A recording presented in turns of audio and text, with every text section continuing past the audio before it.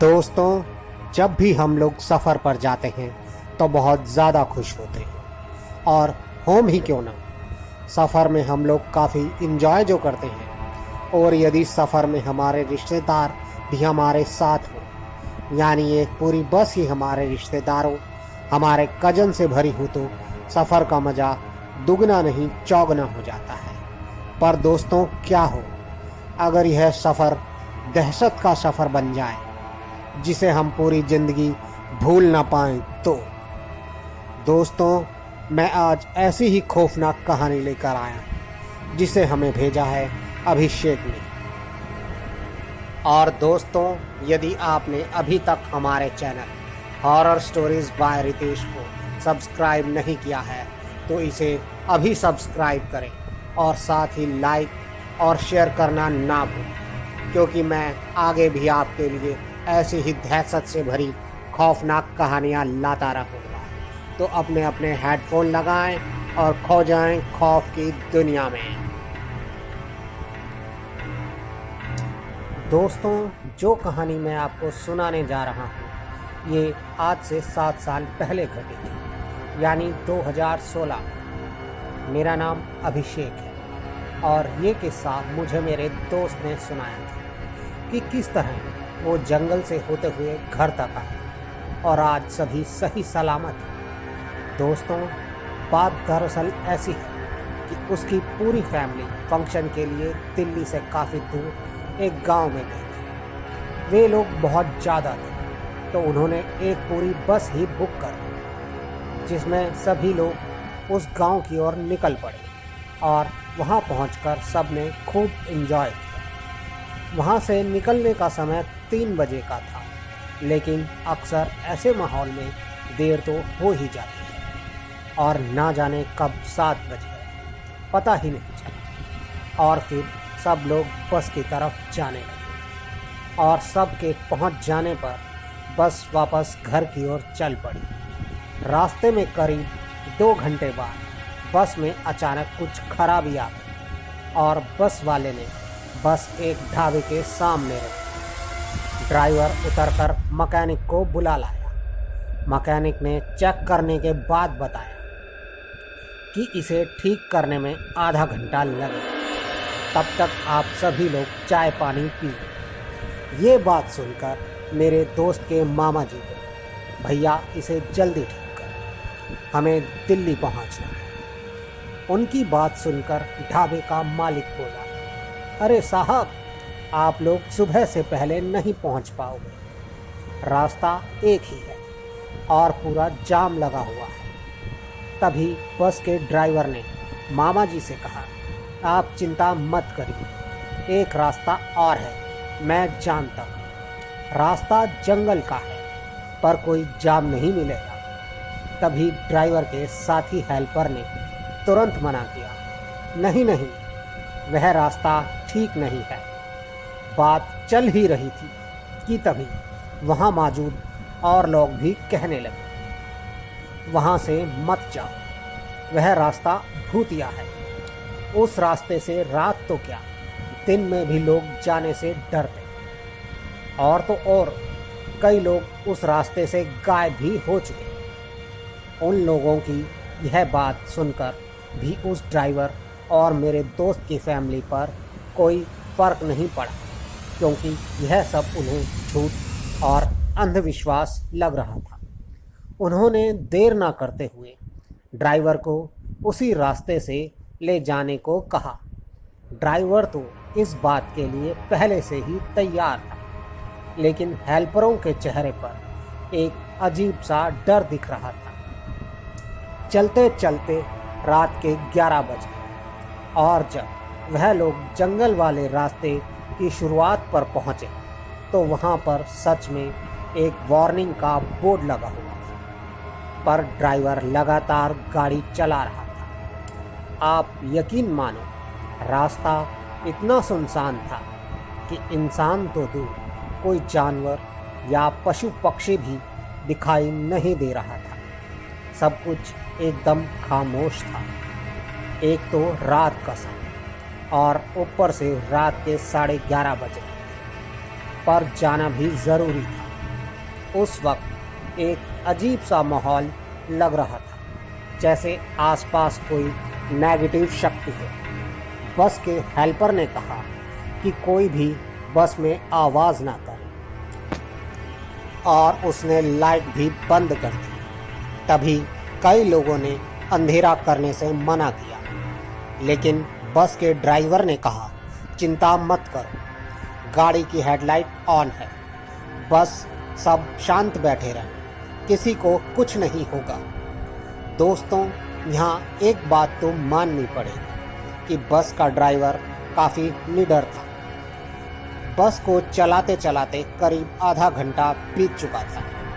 आधे घंटे तक तो कुछ नहीं हुआ और फिर धीरे धीरे सबके साथ कुछ अजीब सा होना शुरू हो गया। ऐसा लग रहा था मानो जैसे कोई बस की तरफ तेजी से भाग कर आया और गायब हो गया, और कभी कोई तेजी से चिल्लाता हुआ तेजी से निकलता, पर दिखाई कोई नहीं देता, सिर्फ आवाज़ आती। डर के मारे सब ने एक एक करके खिड़की बंद कर ली, लेकिन फिर भी आवाज़ें साफ सुनाई दे रही थी, जिसके कारण सबका डर बढ़ता जा रहा था। पर जैसे इतना काफ़ी नहीं था और सबको बीच बीच में ऐसा लगने लगा जैसे कोई बस के ऊपर कूद रहा हो। वहीं आगे चलकर एक आदमी खड़ा था जो शायद बस का वेट कर रहा था। जैसे जैसे बस उसके पास जा रही थी, वैसे वैसे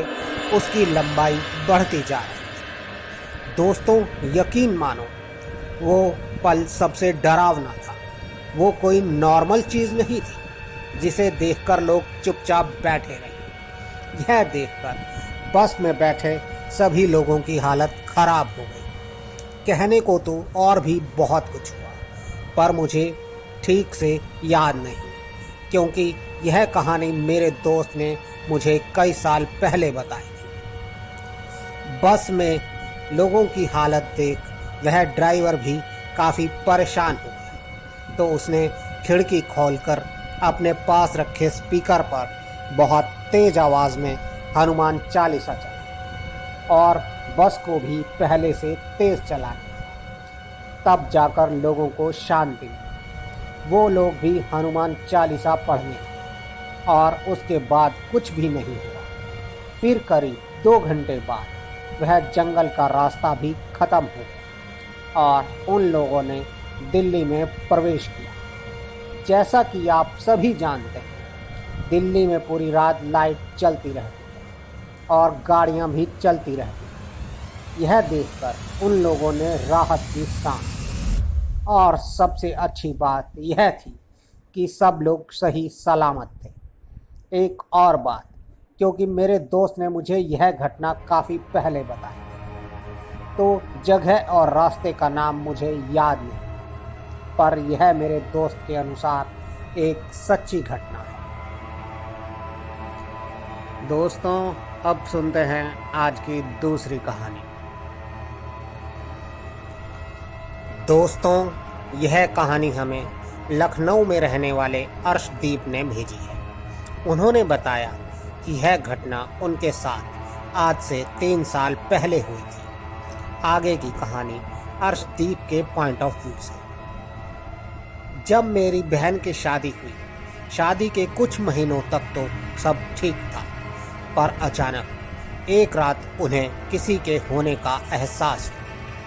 कभी उन्हें लगता जैसे कोई उनके बगल में बैठा है, और जब वह बगल में देखती तो वहाँ कोई नहीं होता।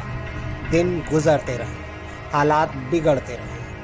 अब उन्हें कुछ परछाई जैसा भी दिखने लगा था, पर तब तक उन्हें कुछ समझ नहीं आया था, और इसलिए यह बात भी उन्होंने किसी को नहीं बताई, क्योंकि अभी तक उन्हें कोई नुकसान नहीं हुआ था। लेकिन यह तूफान से आने के पहले की शांति थी। पर कब तक? एक बार मेरी सिस्टर जीजा जी के साथ घर पर आई हुई थी। उस वक्त रात के 10 बज चुके थे और वो साया भी उनके साथ हमारे घर पर आ चुका था। दीदी तो खाना खाकर अपने घर चले गए, पर वो साया हमारे घर पर ही रह गया। इस बात का पता हमें उसी रात चल गया, क्योंकि जब हम सब सो रहे थे, अचानक मेरी छोटी बहन जोर से चिल्लाई और रोने लगी। उसकी आवाज़ सुनकर हम सब लोग उठ गए। वो घबराती हुई सिसक रही थी। पिताजी ने उसे आराम से बैठा कर चुप कराते हुए पूछा कि बेटा क्या बात, क्या? तो वह डर कर रोते हुए बोली कि कोई औरत, और वो औरत उसके सीने पर बैठी उसका गला दबाने की कोशिश कर रही और अजीब सी आवाज़ें भी निकाल रही। उसकी ये बात सुनकर हम सब बहुत ज़्यादा डरे। मुझे अच्छे से याद है, जब उसने ये बात बताई तो वह बहुत ज़्यादा डरी और इसी कारण वह ठीक से बता भी नहीं पा रही। ऐसा लग रहा था जैसे वह किसी चीज़ से बहुत ही ज़्यादा डरती और ठीक से सांस भी नहीं ले पा रही। इसके बाद वह साया सीधा मेरी दूसरी बहन के शरीर में प्रवेश कर गया और वह जो कुछ भी था अब वह पूरे तरीके से सामने आने लगा। दीदी ज़मीन पर बैठकर सर घुमा रही थी और बालों को खोलकर गुर्रा रही थी। दूसरी तरफ जीजा जी भी बहुत ज़्यादा डर चुके थे और जब बात हद से ज़्यादा बढ़ गई तो उन्होंने पिताजी को कॉल कर कर सारी बात बताई। जीजा जी की बात सुनकर पिताजी सब कुछ समझ गए, क्योंकि जब मेरी छोटी बहन के साथ हादसा हुआ तो ये तो पक्का हो गया था कि कुछ तो है। इधर उधर पूछने पर पता चला कि वहाँ पास में दादा मियाँ की दरगाह है, वहाँ लेकर जाओ। वह मेरी दीदी के शरीर में अब भी थी, पर बीच बीच में मेरी दीदी ठीक रह गई। और अब जो मैं आपको बताने जा रहा हूँ वह इस कहानी का सबसे डरावना था, जिसे देखकर हम सब बहुत डर गए। जब हम दीदी को दरगाह के अंदर लेकर गए तो उन्हें अजीब सी बेचैनी होने लगी, जैसे इंसान किसी जगह से चिढ़ता है और जाने से मना करता है। ठीक उसी तरह आप यकीन मानिए, उस वक्त दीदी में एक आदमी जैसी ताकत आ गई। वो तो पिताजी और जीजा जी ने उन्हें कसकर पकड़ा हुआ, लेकिन फिर भी उन्हें देखकर साफ पता चला कि उनसे वह संभल नहीं पा रहे।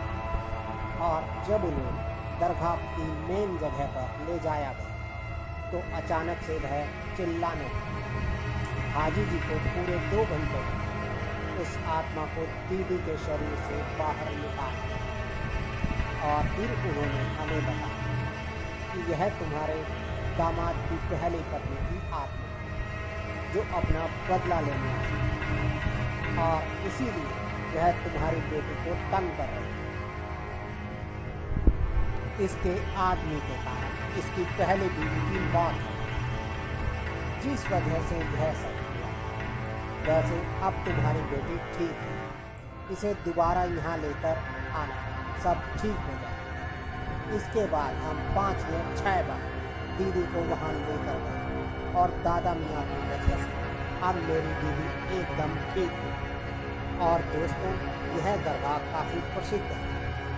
लखनऊ सदर में दादा मियाँ की दरगाह है और यहाँ दूर दूर से बहुत लोग आते हैं अपनी परेशानी।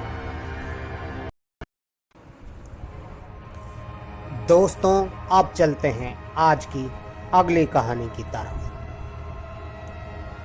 दोस्तों, अक्सर आत्माएं एक खास जगह तक सीमित होती हैं और वह उस जगह से आगे नहीं जा पाती, और अक्सर यह वह जगह होती है जहां उनकी मौत हुई है। और फिर जो भी इंसान उस जगह पर आता है वह आत्माएं उसे तंग करने लगती हैं, खास तौर पर तब जब वह इंसान अकेला हो, और अंधेरा इन आत्माओं की शक्ति को बढ़ा देता है।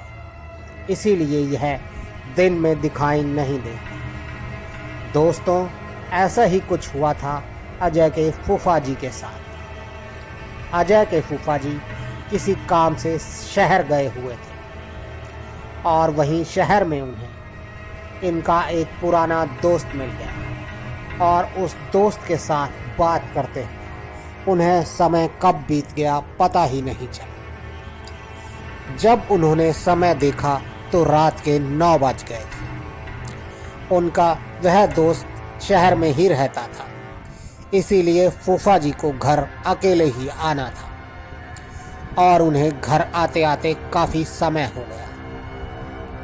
जब वह बस से उतरे तो रात के 10:30 बज रहे थे।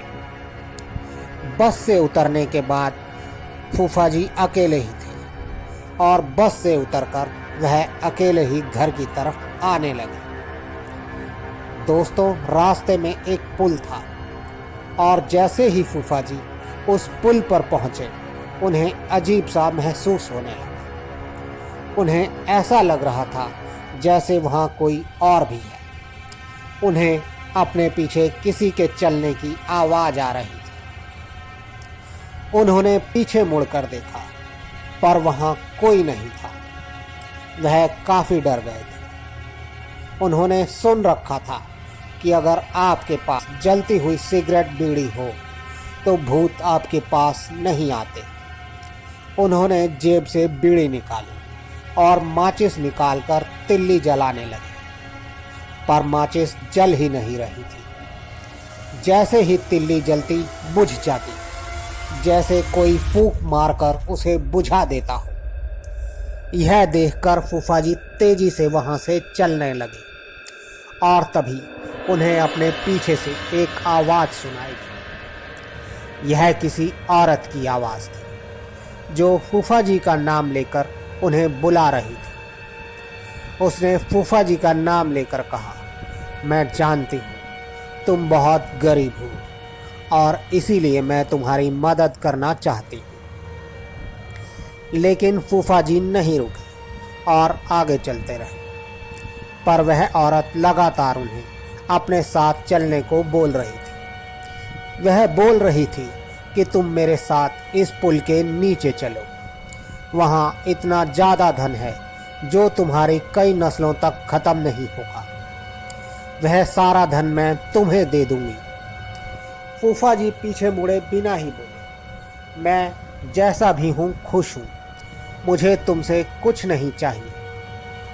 फूफा जी की यह बात सुनकर वह औरत गुस्सा हो गई और गुर्राते हुए बोली, तू नहीं जानता मैं कौन हूँ, रुक वरना मैं तुझे मार दूँ।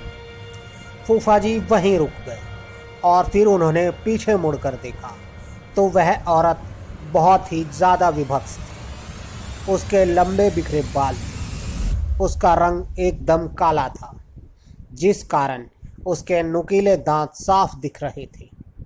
वह गुर्राते हुए फूफा जी की तरफ बढ़ने लगी। उसे अपनी तरफ आता देख फूफा जी ने आयतुल कुर्सी पढ़ना शुरू कर दिया।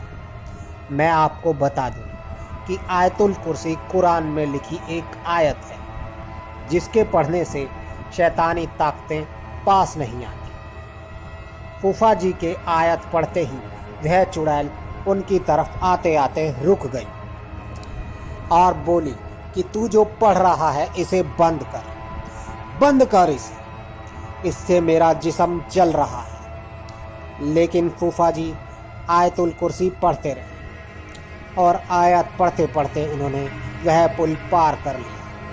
वो जानते थे कि उस चुड़ैल की हद उस पुल तक ही है, वह उससे आगे नहीं आ सकती। इसलिए उन्होंने आयतुल कुर्सी पढ़ना भी बंद कर दिया। वो चुड़ैल पुल पर से बोली, तू बहुत नसीब वाला है, आज तेरे खुदा ने तुझे बचा लिया, वरना यहाँ से कोई जिंदा नहीं लौट पाता, मैं सबको मार देती। और यह बोलकर वह चुड़ैल गायब हो गई। दोस्तों, आपको हमारी ये कहानी कैसी लगी कृपया कमेंट बॉक्स में ज़रूर बताएं। और अगर आप भी हमें अपनी कोई कहानी भेजना चाहते हैं तो डिस्क्रिप्शन बॉक्स में हमारा व्हाट्सएप और टेलीग्राम का लिंक है, जिस पर आप हमें अपनी कहानी भेज सकते हैं। हम उसे अपने शो में ज़रूर शामिल करेंगे। तो जल्द ही आपसे फिर मुलाकात होगी। तब